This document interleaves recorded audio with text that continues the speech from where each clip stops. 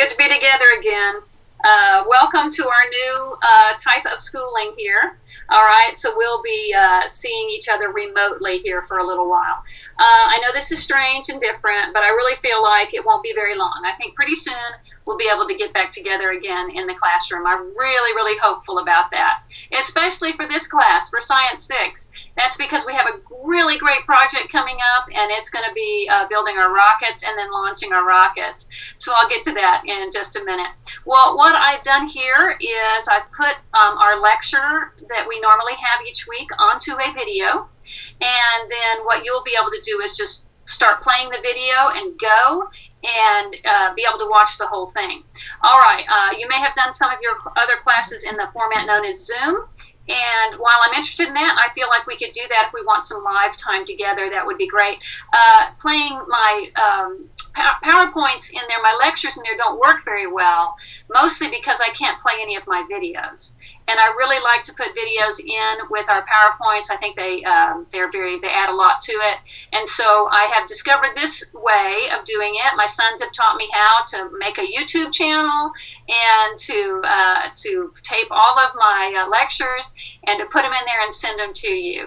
I think you can even get them without YouTube if I just send you the file, and then on your computer, if you have some sort of anything that plays videos, it should play on there. All right, so we can do it that way if you like. So we'll try this emailing the link to the YouTube to get started.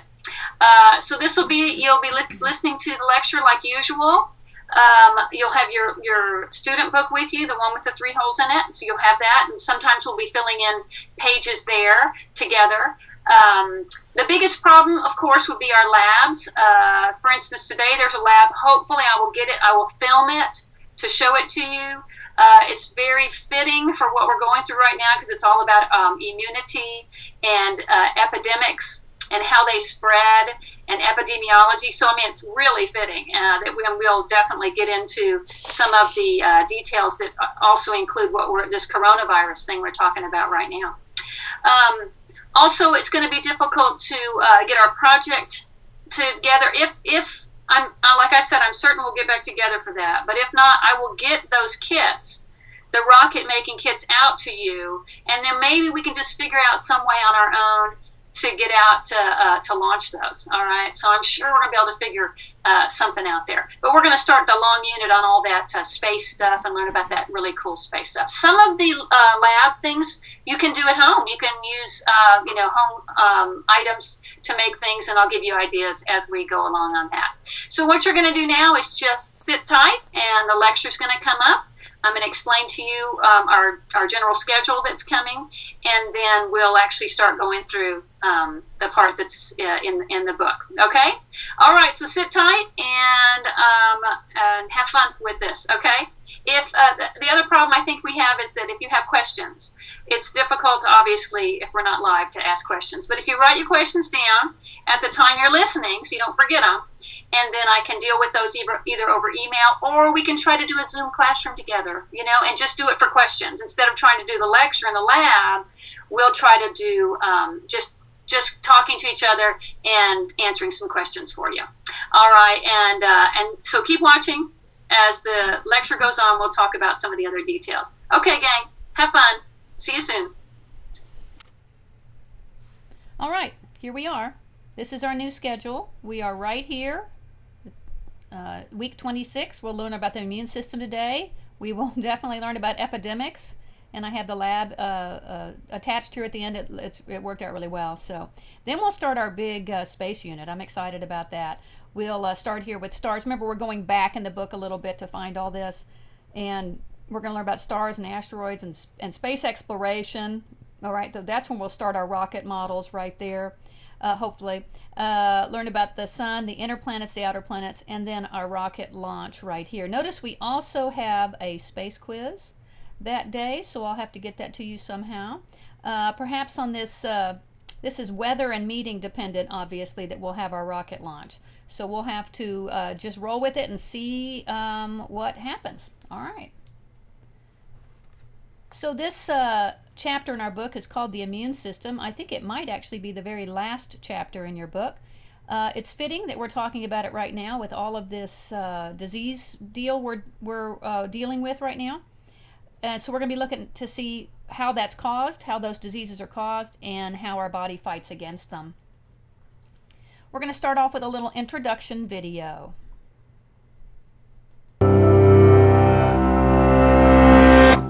What if I told you that all illnesses, things like the cold, the flu, strep throat, came from wandering clouds of poisonous vapor?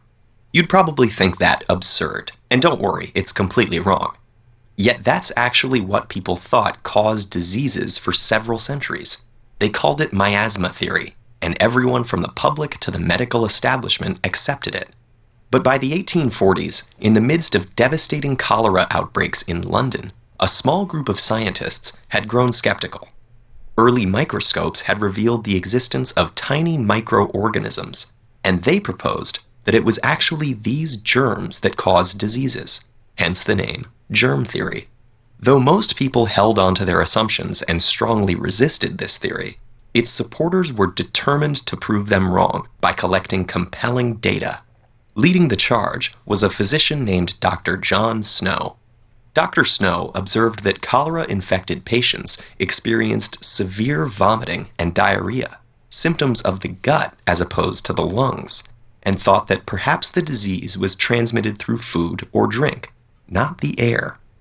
After investigating previous outbreaks, he became convinced that cholera was spread through contaminated water sources. Then, late in the summer of 1854, when cholera suddenly struck the Soho district, a neighborhood in London very close to his own, Dr. Snow was hot on its trail. He requested the records for the deceased, and within the first week, there had already been 83 deaths. He mapped out where each of the deceased had lived and found that 73 of them resided close to the water pump on Broad Street. Dr. Snow strongly recommended shutting down the pump, and because he knew how unpopular germ theory was, he suggested that cholera was spread through a poison in the water instead of microorganisms when presenting his case to governmental officials. They were unconvinced, but agreed to shut down the pump as an extra precaution. Almost immediately, new cases of infection subsided. Bolstered by his success, Dr. Snow was determined to connect the contaminated pump water to the disease. He found the story of a widow who had died of cholera and lived far away from Soho, but had a servant bring her water from the Broad Street pump daily because she liked the taste. He also discovered a workhouse located around the corner from the Broad Street pump that housed hundreds of people, but only a handful had become infected, which Dr. Snow attributed to the fact that the workhouse had its own private well. Finally, Dr. Snow heard of an infant who may have been one of the earliest victims of the outbreak. He learned that the child's dirty diapers had been thrown into a cesspool right next to the public water pump on Broad Street. Again, Dr. Snow presented his case, but even then, city officials spurned his theory, not wanting to admit that there was human waste in London's water supply, or that they were wrong about miasma theory, which was, after all, hundreds of years old. It wasn't until 1884 that Dr. Snow's efforts were vindicated by Dr. Robert Koch, who isolated the cholera-causing bacterium. Koch developed a technique to grow pure cultures, and through a series of experiments definitively proved that a specific bacterium directly caused disease. Major contributions to germ theory also came from prolific scientist Louis Pasteur, whose study of microorganisms led to the development of the first vaccines. By challenging assumptions with data-driven research, these scientists discredited an age-old theory and sparked a revolution that was incredibly beneficial to public health. But all of this raises the question, what are the widely held scientific beliefs of today that our descendants will find ridiculous? And as any scientist would tell you, a question is an excellent place to start.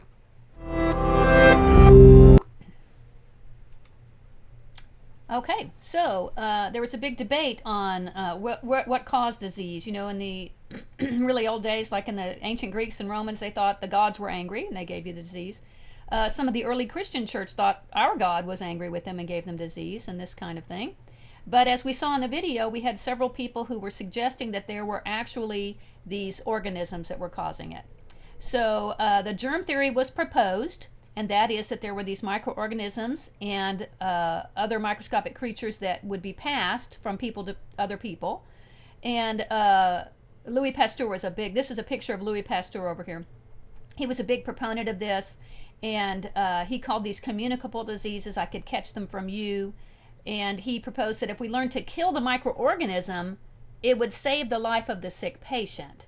You see, so that's kind of the second half of the germ theory, that germs are causing it and that killing the germ will fix it.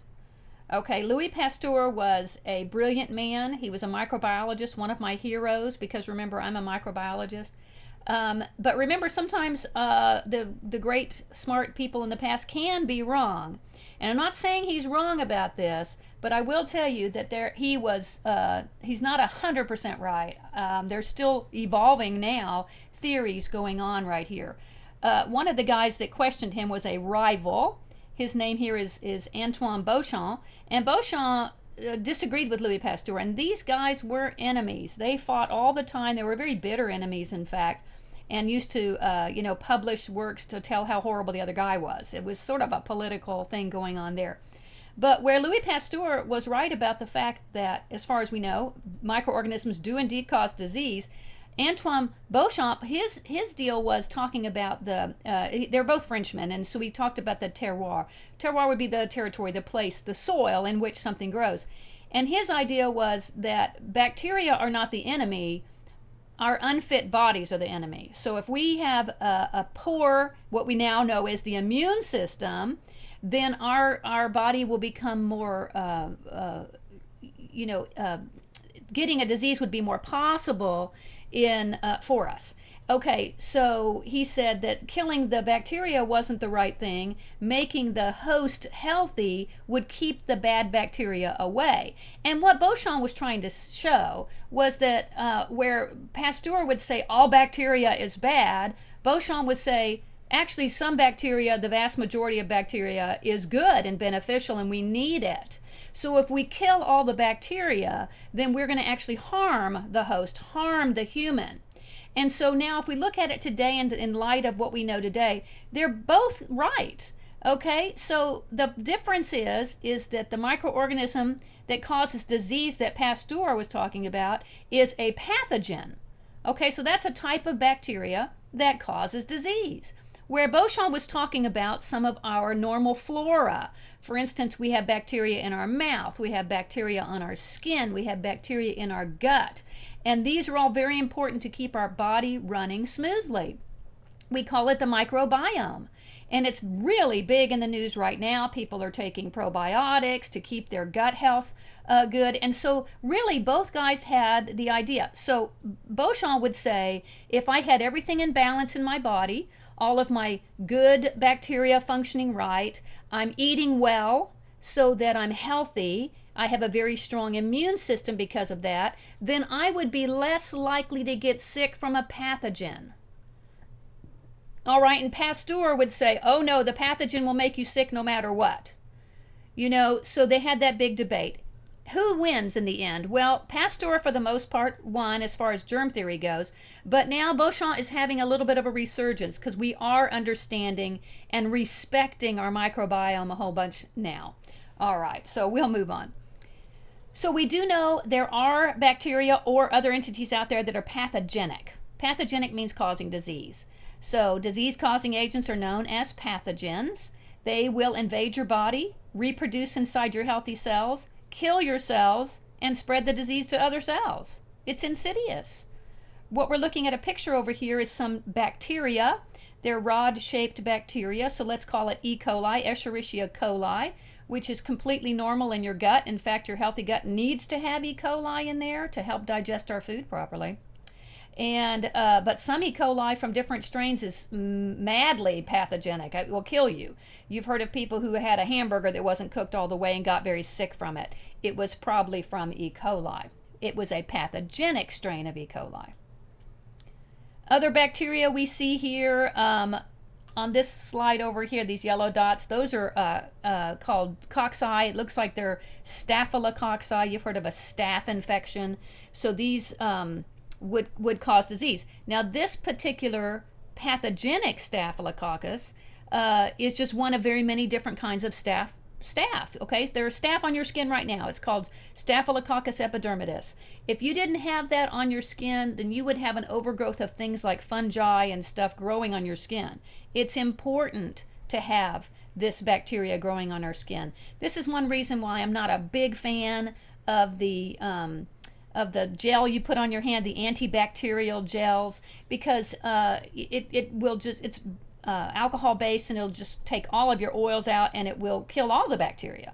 Okay, so what we want to do here is we want to get rid of and eradicate the bad bacteria while keeping the good bacteria functioning properly. All right, so this picture just shows different shapes of bacteria. We have the circle ones like staph, so those are called cocci. We have the rods like E. coli, those are called bacilli. And then we have spirillum, they're spiral shaped. Oftentimes these guys are some of the biggest of the pathogens out there. This is a like a micrograph of some bacteria. You can see these are probably rod shaped right here, and you can see their structure. Fungi can also be pathogenic. This is a microscopic view of a type of fungi that can infect bread. Actually, it's bread mold, and that bread mold can grow on bread. You've seen it, I'm sure. Some fungi are beneficial, right? So yeasts are fungi. We use those for rising bread. We use mushrooms in our food. Those are beneficial fungi. Lots of fungi, their job is to break down dead stuff. So when we have a tree that's dropped a bunch of leaves, instead of those leaves piling up year after year, fungi and some bacteria will break those down. Those are beneficial. But just like with bacteria, there are pathogenic fungi that can cause some pretty bad diseases. Protozoans, that's another type right here. We're looking at a very, very close-up picture. These red things are red blood cells. You know how those are very tiny, right? So you can see this item right here. This is actually a little protozoan that causes a disease called malaria. And malaria is spread by mosquitoes. We came to find this out much later, but they were spread by mosquitoes. The mosquito injects this little protozoan into your body when it's taking blood from you, and then it starts to grow in your body and it makes you sick. We have certain drugs and things to take care of malaria these days. In fact, we're using malaria drugs to deal with the COVID infection we're dealing with right now.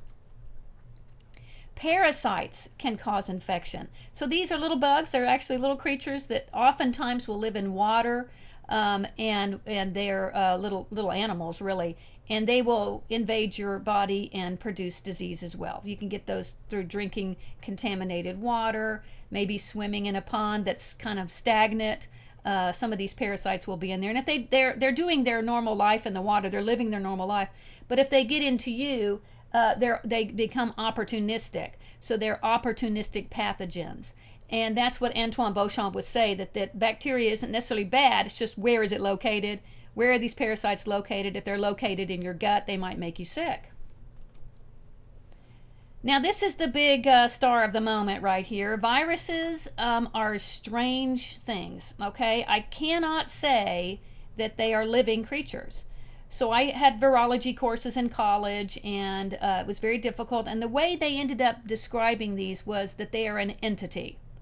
An entity that contains some sort of nucleic acid, whether that's DNA, deoxyribonucleic acid, or RNA, ribonucleic acid.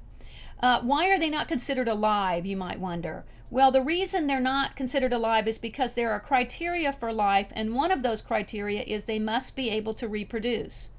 It turns out viruses cannot reproduce unless they invade a host cell and hijack the cellular components to use it for reproduction. So on their own, they cannot reproduce. They must reproduce inside a host cell. This slide will show that a little bit. All right, so here is our virus. Okay, now it has some things of life. It has DNA, or in this case RNA, which is fortunate for our discussion today, because this COVID-19, this coronavirus that we're talking about right now, is an RNA virus, okay? It's got ribonucleic acid in it. That's just a tiny little bit larger than DNA. And it turns out that we have found that the RNA viruses tend to be the more virulent viruses out there. The word virulent means the ability to make somebody sick. Okay, so these are quite virulent. All right, so what will happen is that the virus will invade a cell. It prefers certain types of cells. This COVID prefers like lung tissue, so respiratory cells, and it moves in, and sometimes it'll just inject its RNA into the body, into the cell. So it injects the RNA into there, and there's the RNA, which will go to the nucleus of the host and hijack the DNA there. And it will use the DNA of the host to reproduce the code on the RNA of the virus.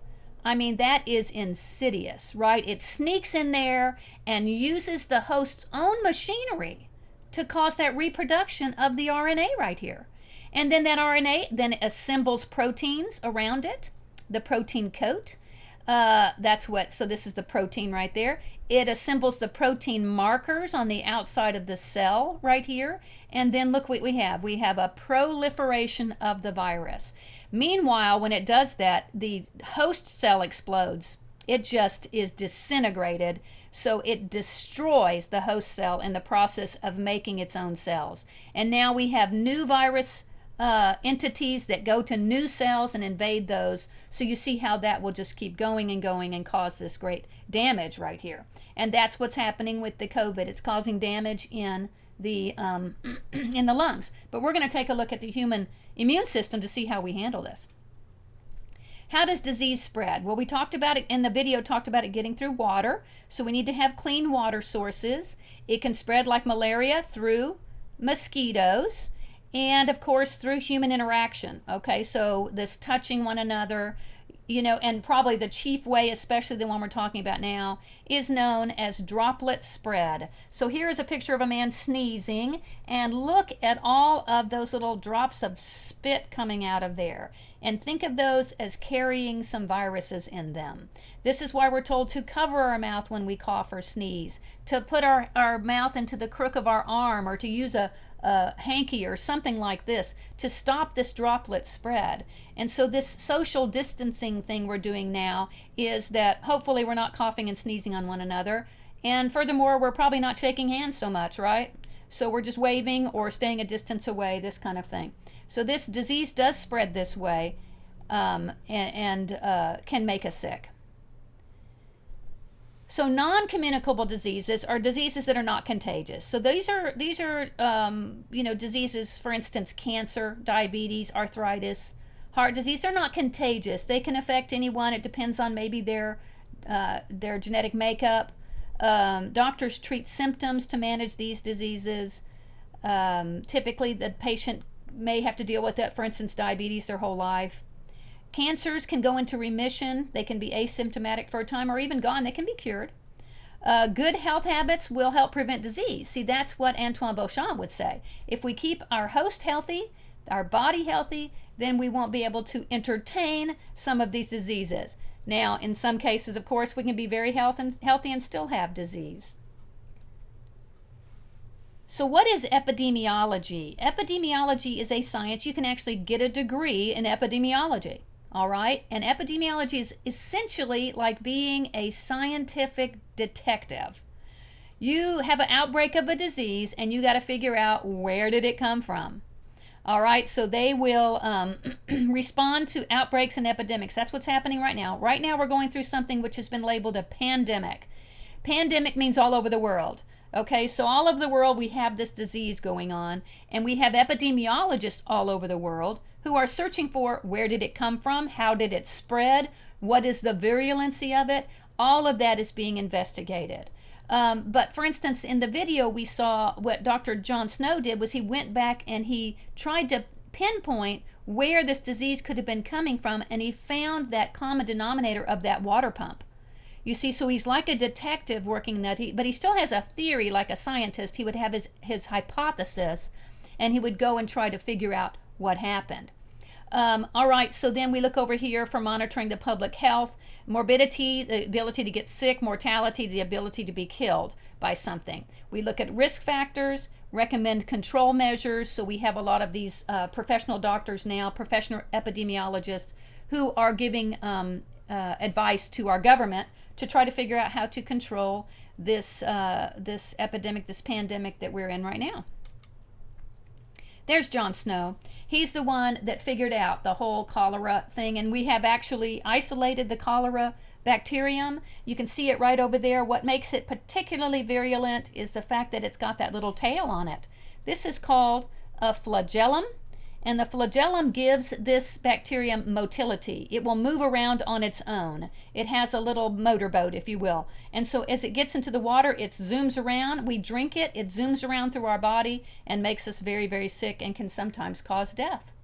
So John Snow was a hero that way, figuring that out. So let's see how our body deals with it, okay? So this might be scary that these things are out there, but it turns out God has designed in us this incredible system to deal with pathogens that come into our body, okay? Once again, keeping our bodies healthy will help our immune system to be very strong. So our first line of barriers would be just the outside of our bodies. Our skin stops a lot of things from getting in. You may have noticed if you ever had a cut or something on your skin that it might have become infected. It could have been your own bacteria that got into through the cut and took the opportunity, we call that an opportunistic pathogen, to become pathogenic inside of you. So if you cut yourself, wash off the cut really well.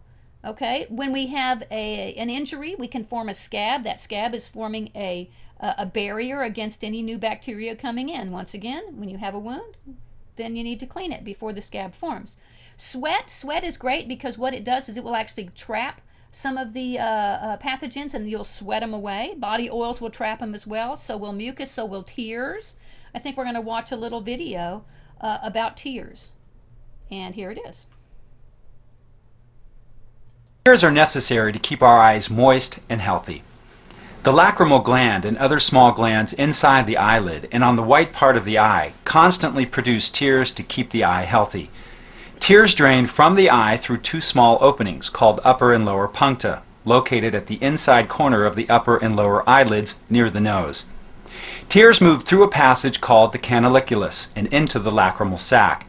They then drop into a tear duct called the nasolacrimal duct and drain into the back of the nose and throat.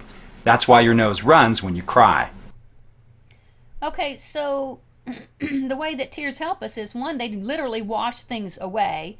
Eye infections are, not all that common. They don't happen that commonly. So they wash it away, but there are also chemicals that are in tears. And these chemicals will break down some of those pathogens that come in. Okay, so now the rest of our immune system will be looking at something known as the lymphatic system. Okay, so over here on the right you can see that these are lymph vessels they look a little bit like blood vessels, but notice they have little nodules on them right there. Okay, they actually kind of are alongside blood vessels, but they don't have a pump. The blood vessels have a pump. It's called the heart, right? The lymphatic vessels do not have a pump. The way that we get lymphatic fluid to move around through these vessels is to move our body around. So you may have noticed that if you're sick sometimes, if you just get up and move around, that you feel a little better. That's because it gets that lymphatic fluid pumping.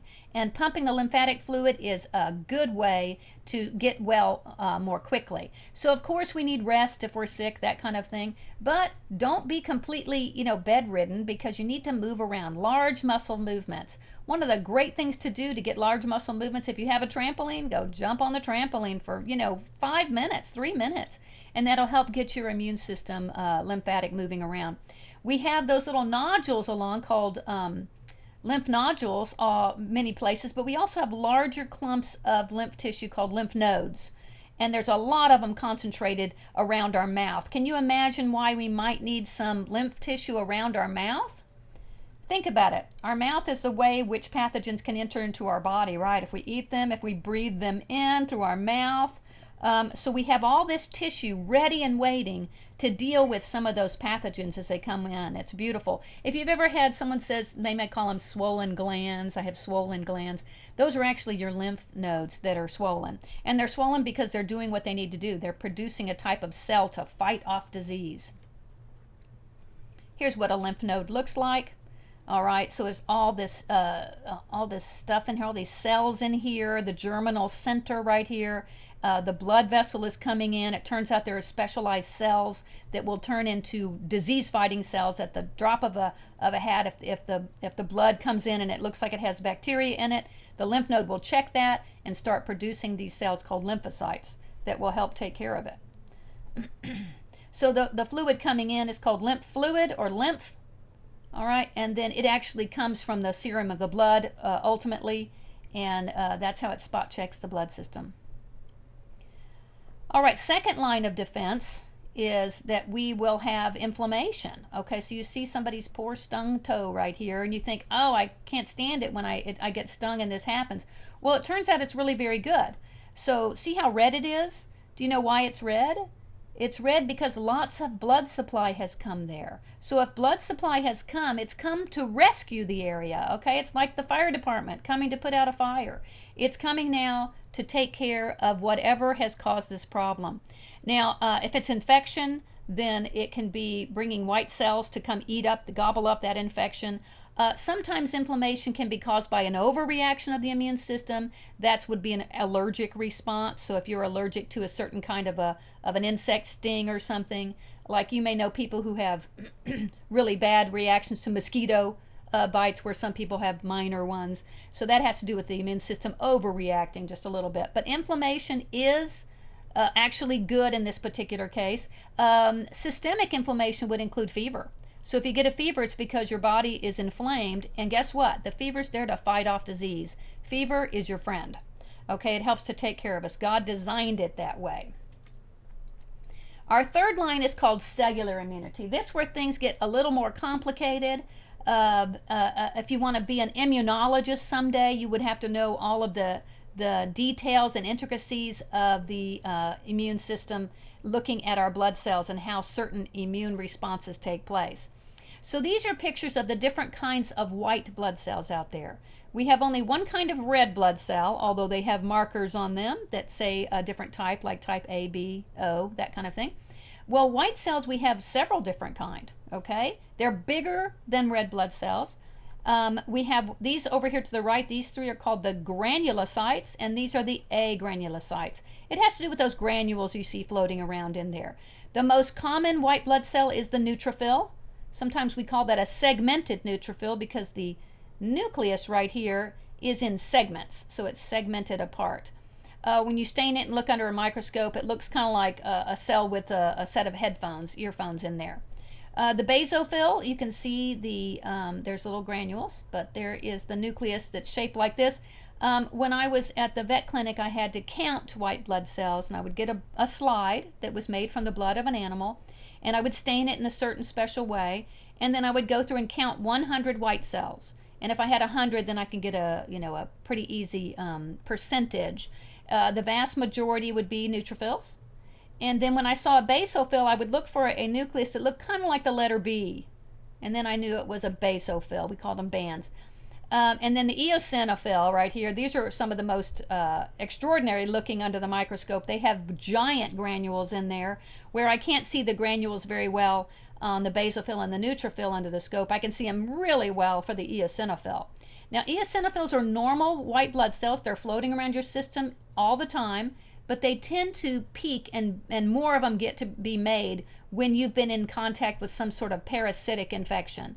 So if you go to another country and you drink some water and you get a parasite, your body will produce more and more eosinophils, and those eosins will attack that parasite. So they're really good at attacking parasites. The agranulocytes over here, we have the monocyte. It's the largest one right here. It's called a mono because it has this gigantic sort of round nucleus in there. Sometimes, due to viral infection or other infections, will produce a lot of monocytes. That's a disease called mononucleosis that just makes you feel sick. It takes a little while to get over, that kind of thing. But that's what's happening, is your system's making a lot of monocytes.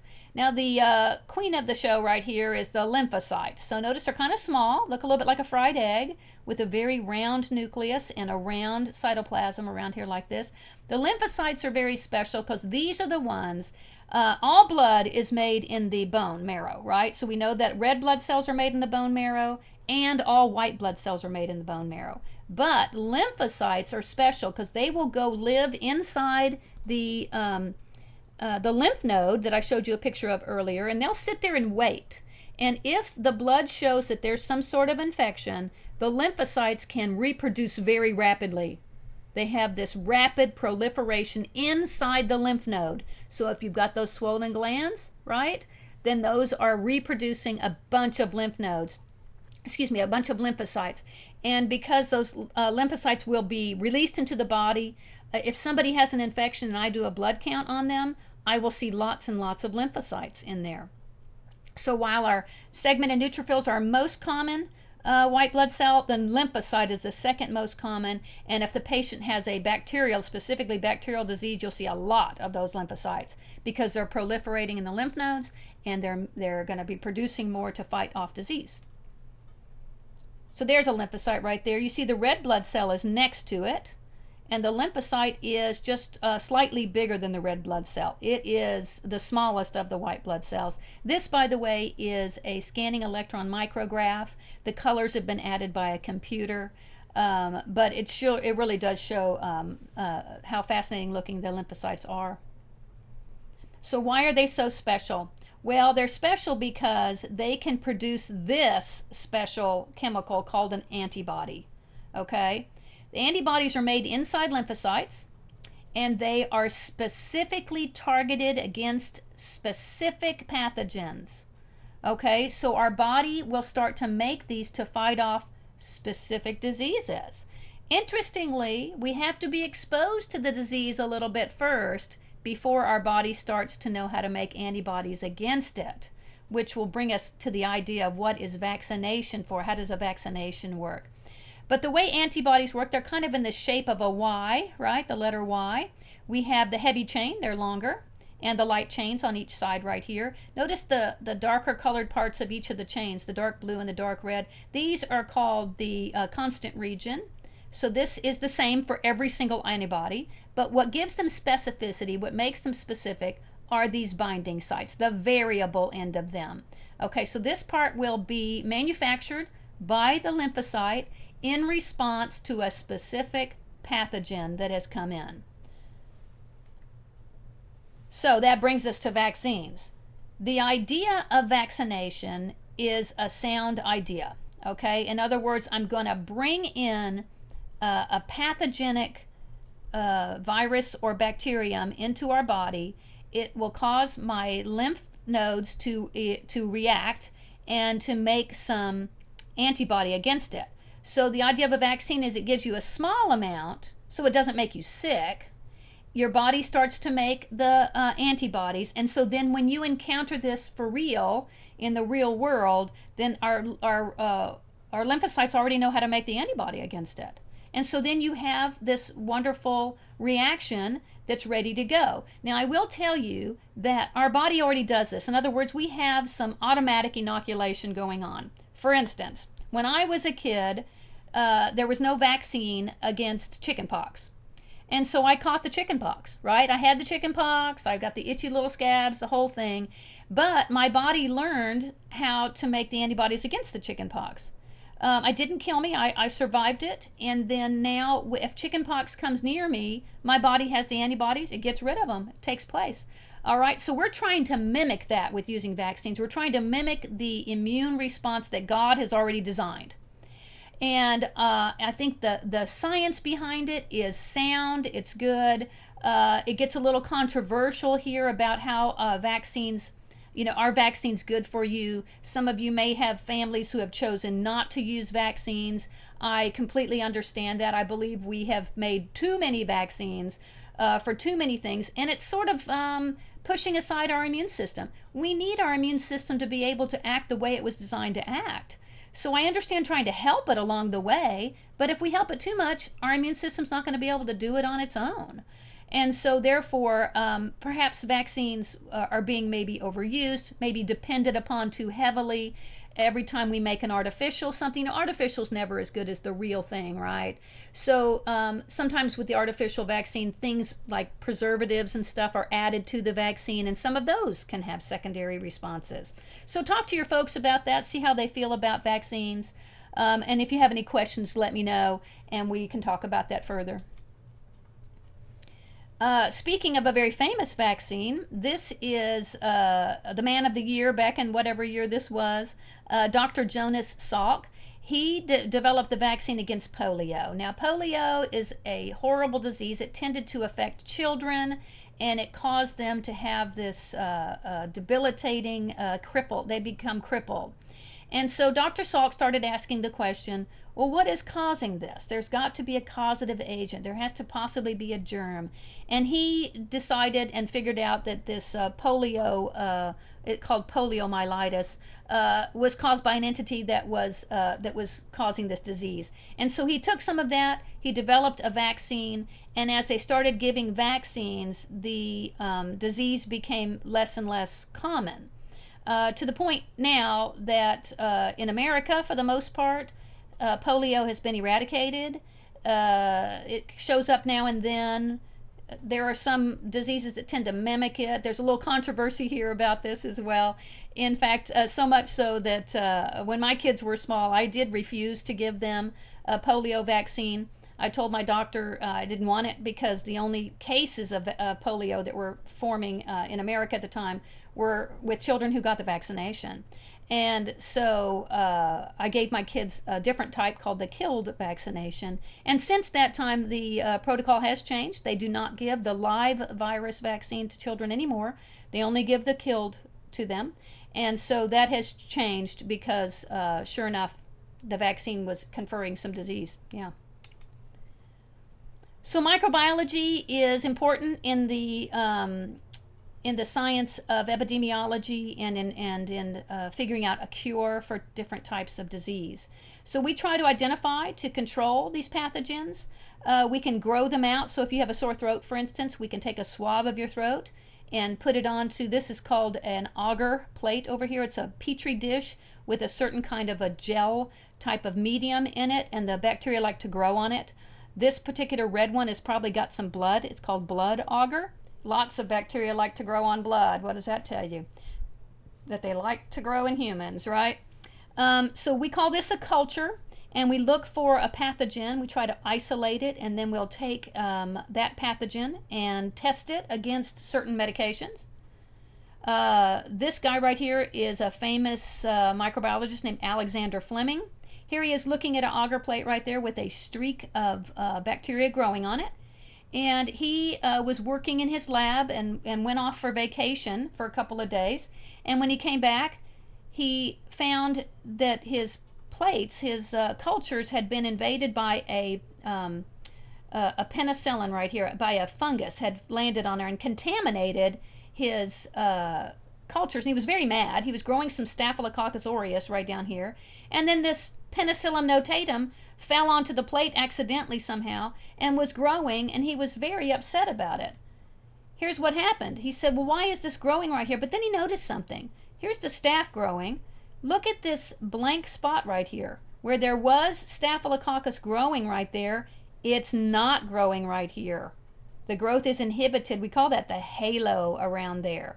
All right, he said, oh my goodness, there's something in that Penicillium fungus that is killing the Staphylococcus. All right, this was the first discovery of an antibiotic. And this, y'all, was in the 1940s, like the early 1940s. It didn't make it onto the market until the early 1950s. So it hasn't been very long that we've had antibiotics to deal with bacterial infection. So what we do now with antibiotics, this is a culture plate. It's a larger culture plate. And that yellowish, brownish stuff right there, that's the bacteria growing. And then we put down these little tabs right here that are infused with different antibiotics. So we can see which ones will work the best. Okay, so we have the bacteria growing, and then we have the antibiotic on the little tab right there. So which one do you think looks like it's killing the most bacteria? Well, this one does not look good at all, does it? That's a lot of bacteria growing right up next to it. We will not give the patient that antibiotic. This one also doesn't look very good. But check this one out. That's a good area of growth. We actually will measure that halo and see what it is. This one's nice too. That one looks good. I think this one are probably our top 3, don't you think? And so we will see what it tells you what the antibiotic is right there, and we will say, okay, well, this patient would work best if we gave him, one of those 3 antibiotics. Some of the antibiotics are more toxic than others. Anytime you put any kind of medicine into your body, it has a toxicity associated with it. But the question is, does the toxicity outweigh, the disease? So am I willing to get a little bit toxin if I can get rid of the bacteria? And in many cases, it's true. We would want to do that. Sometimes a bacterial infection will resolve on its own. You just have to roll with it. For instance, salmonella. This is what we know as food poisoning. You can eat this, a contaminated food or drink. It gets into your gut, and it makes you really sick. Okay, you have severe, diarrhea. And here we go. It can be mild to severe. Severe cases can become very, very sick with it. But if we treat it with antibiotics, we can cure it up. So how do we avoid salmonella in your kitchen? Okay. Well, first of all, I thought this was interesting. Don't rinse your raw chicken. It just spreads the germs around. So just take your chicken and put it in the pan you're going to cook it in. Cook your meat. Chicken in particular happens to carry salmonella somewhat. To 165 degrees. Use a food thermometer. Always wash your hands. We know how important this is, right?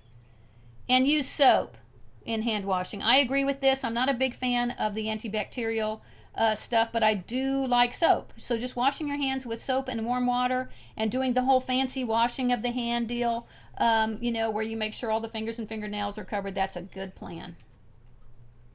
All right, it's time for lab. I got a little video for you here. Here I am ready to teach, okay? We got to be careful, right? We got to have our personal protective equipment on to make sure we don't pass that virus through this screen right here, right? Because we all know that viruses can go through the computer, right? Yeah, we got to know that. So, hold on. All right, April Fools. No, viruses don't go through screens like this. Furthermore, I'm not sick.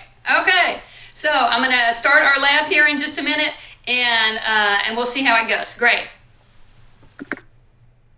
Okay, couldn't help it. Today's April Fool's Day if you're watching this on Wednesday. All right, so this is the setup for our lab today. There are 15 cups because there's 15 students, right? 15 of you in the class. You each would have had a cup with a pipette in it and then a little piece of paper right here. And then the idea is that you would share some of your water with another cup. So you're going to take a pipette full of water and add it to another cup, and whoever you add it to, you write down on your card right here. And so you can keep track of where you add it. So one thing we're going to do is see how disease passes, and then we're going to see how to follow it through epidemiology. That's why we write the numbers down right there. So here's what one of the cups looks like. So there it is in there. There's your water. Here's your number. Here's your pipette. And then I'm going to do a video of how we proceed with this lab. Guys, here we go. So I have our cup sitting here, like I showed you. And how we're going to start this, I'm going to move this down a little bit like this, is that here's our 15 cups.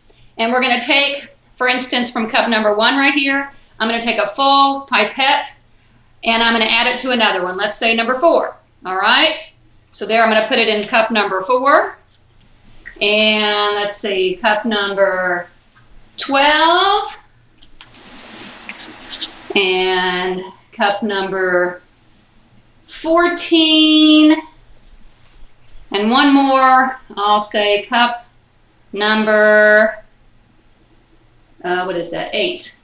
All right, so now cup number 1 is done. So in fact, I'll take the pipette out of cup 1. What did I say that was? 8. All right, 8. Okay. And I'll put it like that. So now what I'm going to do, y'all, is I'm going to take it for the rest of these. I'm going to just kind of add it around as if you were here and one of these cups was you. And I will put it into the other cups. All right. And then I'll come back and I'll show you how we get the results of this. So I'm just going to go ahead and stop this video now, and then you go to the next video and we'll see what happens. Okay? All right. See you in a bit.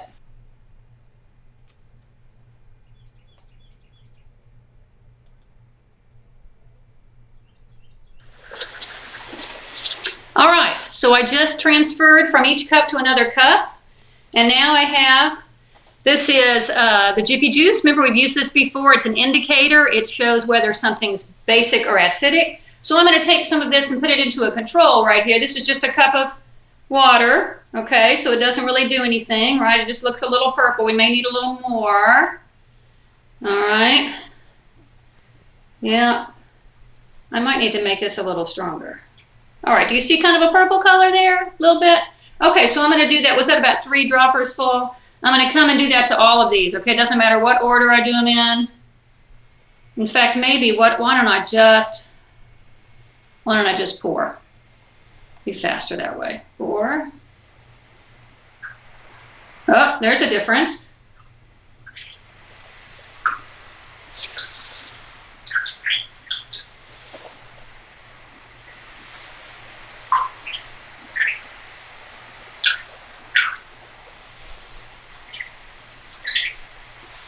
All right, do you see a little pattern going here? All right, looks like I'm going to have to make some more Jiffy. I'm going to keep going. Where did I stop? Right here?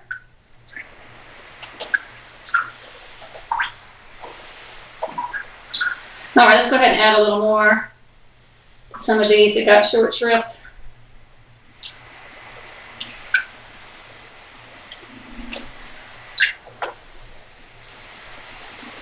All right, so I'm gonna pick up this camera. Hopefully it won't make you dizzy or anything, okay? And I want you to see the differences here. All right, I'm gonna have to watch the screen, so bear with me. All right. Here we go. All right, so there are the cups. Why am I not directly above them?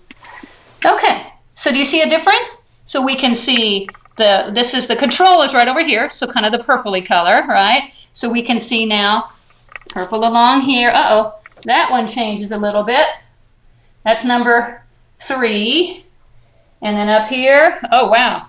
Can y'all see that on number 5? Yikes. That's like bright yellow, can you tell?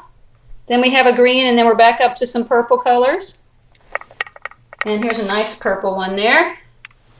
All right, up at the top, we've got a really blue one right there, blue and green. Okay, so let's come back up here. What I'm going to do, y'all, is I'm going to get a picture of this with my camera on my phone so we can see it a little better. Okay, and then we'll come back and talk about it. Okay, pretty cool though, huh? Yeah.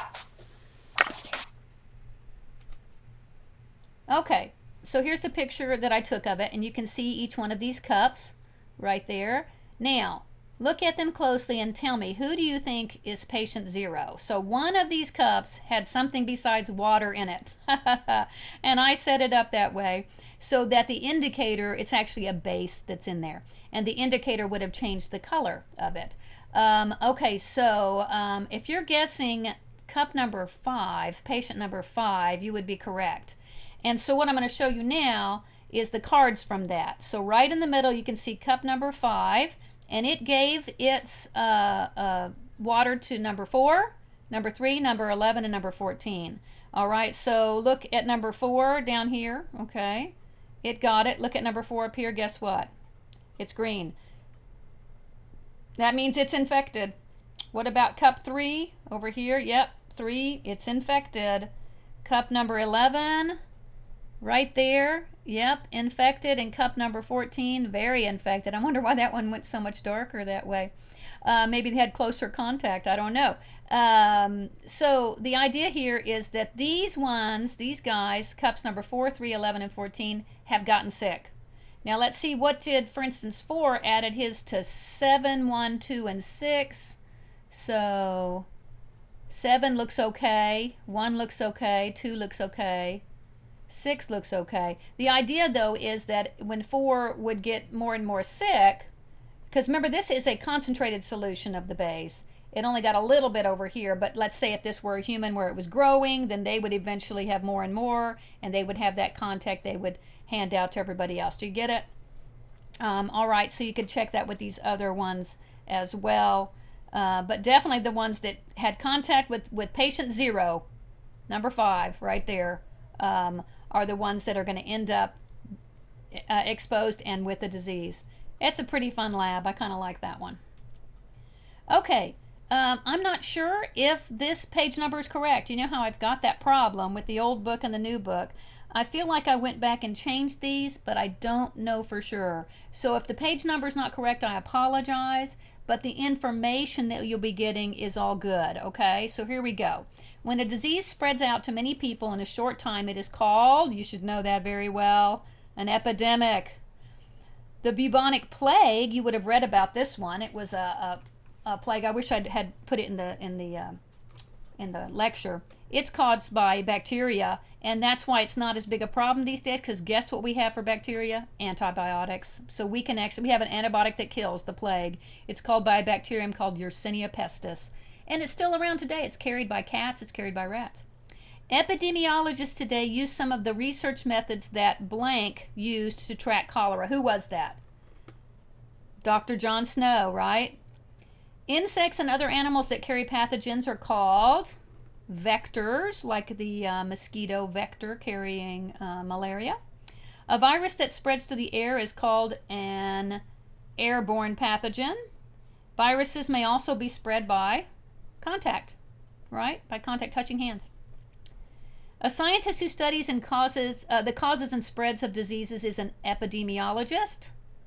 Doctors can treat the blank of non-communicable diseases, but most of these diseases cannot be cured. So remember, these are ones that are not contagious. That would be the symptoms. So cancer, diabetes, things like that. Non-communicable diseases do not spread by contact, contamination, animals, or the air. Foodborne and waterborne pathogens can cause illness such as typhoid and cholera. I thought I was going to say salmonella. Some of the most common vectors are mosquitoes, flies, lice, and ticks. Okay, so that's the way a lot of these are spread. Okay, there's a question. Figure out the answer to question number 12 on page 235, if that is correct. The scientist responsible for preventing epidemics by creating the polio vaccine was Dr. Jonas Salk. He got some sort of Nobel Prize for that. Okay, that's the end of our lecture, y'all. I hope you enjoyed it. I hope you were able to see it okay. And then I hope once again to see y'all soon. So I'll be back with you next week with a new lecture. Thanks. Bye.